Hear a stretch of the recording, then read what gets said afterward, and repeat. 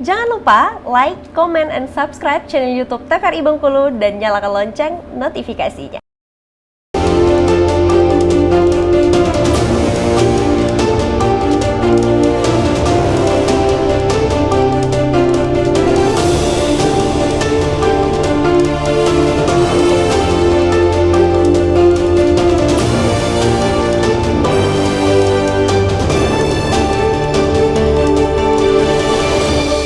Terima kasih pemirsa Anda masih setia bersama kami di Berondo. Kita masih bersama donor sumber kita hari ini. Luar biasa sekali, ada Mufli dan juga Zaki.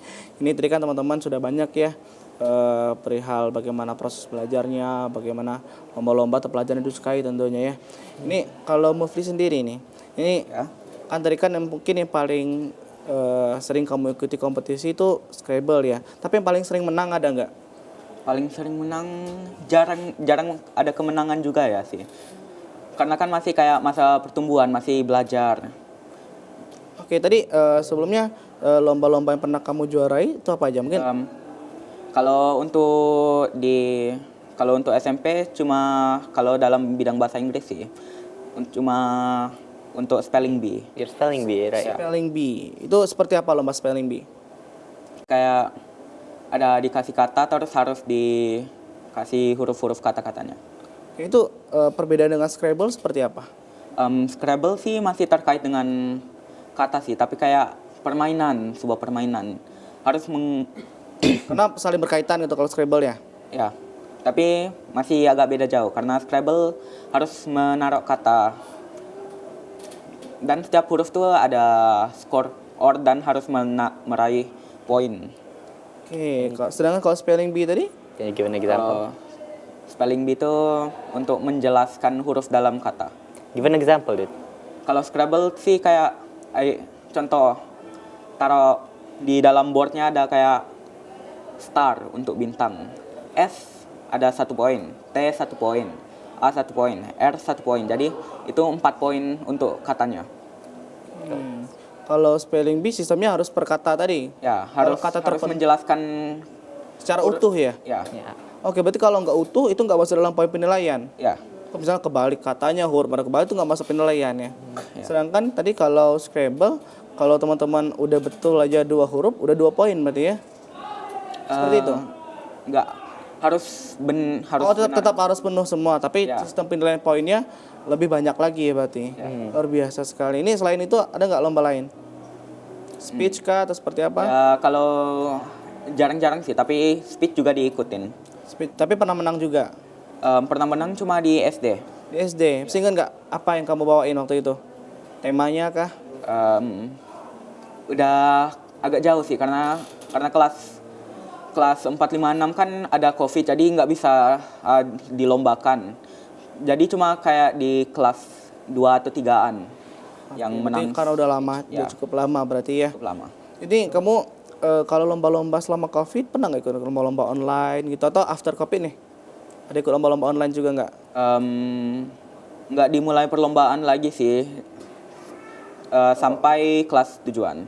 Oke, berarti cukup jarang berarti ya. Tapi sekarang mulai kembali lagi untuk belajar lagi. Mulai dapat competitive spirit lagi. Oke. Ini kalau ini kakaknya gimana nih? Kalau perihal debate ya kak, spesifik untuk debate, karena di perlombaan bahasa Inggris bidang lain saya kurang involvementnya.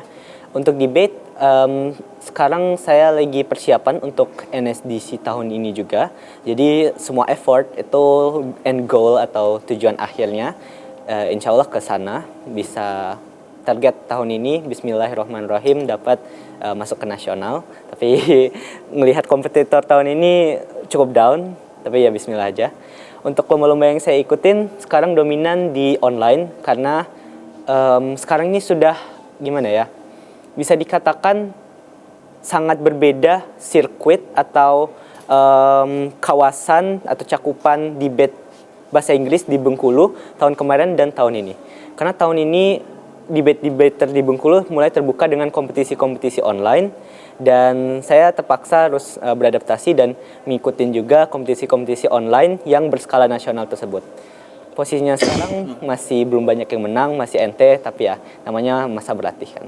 Masih masa berlatih ya, tapi target utama tadi NSDC. NSDC ya. Ya. Itu kompetisi paling bergengsi tentunya dalam dunia debat ya. Iya kak. Debat bahasa Inggris, Bahasa ya Inggris. tentunya. Ini kalau debat nih, tadi kan ada kesulitan nih karena dinamis tadi ya. Karena belum tentu hari ini kita menang besok bakal menang lagi. Itu cara ngatasinnya buat mempelajari hal-hal baru seperti itu gimana kamu? Bisa dikatakan keep spirit aja sih kak. Kayak nggak banyak yang bisa dijelaskan, tapi kan alhamdulillah dengan pengalaman sudah berkompetisi di matematika sebelumnya, Zaki udah belajar juga kayak gimana cara nge-take down fall, gimana how to biar ketika kalah itu nggak sedown itu dan masih bisa lanjut lagi. Dan juga kalau spesifik untuk debat, saya sudah kayak hampir di posisi mindset sekarang nih enggak memedulikan kemenangan lagi kak. Jadi yang dilihat itu cakupan metrik dari sebelumnya. Jadi di debat ini apakah saya satisfied atau puas atau enggak dengan performa saya. Jadi misalkan contoh spesifik bisa saya kasih, apakah di speech atau pidato yang spesifik di ronde ini aku udah ngasih argumen yang clear atau argumen yang Sudah dibantahkan lah. sudah dibantahkan gitu kak. Apakah saya sudah mengasih respon yang tepat? Apakah saya sudah ngasih, apakah time management atau manajemen waktu saya sudah tepat? Itu semua yang saya jadikan metrik untuk melihat saya improve atau enggak, bukan apakah saya menang atau tidak.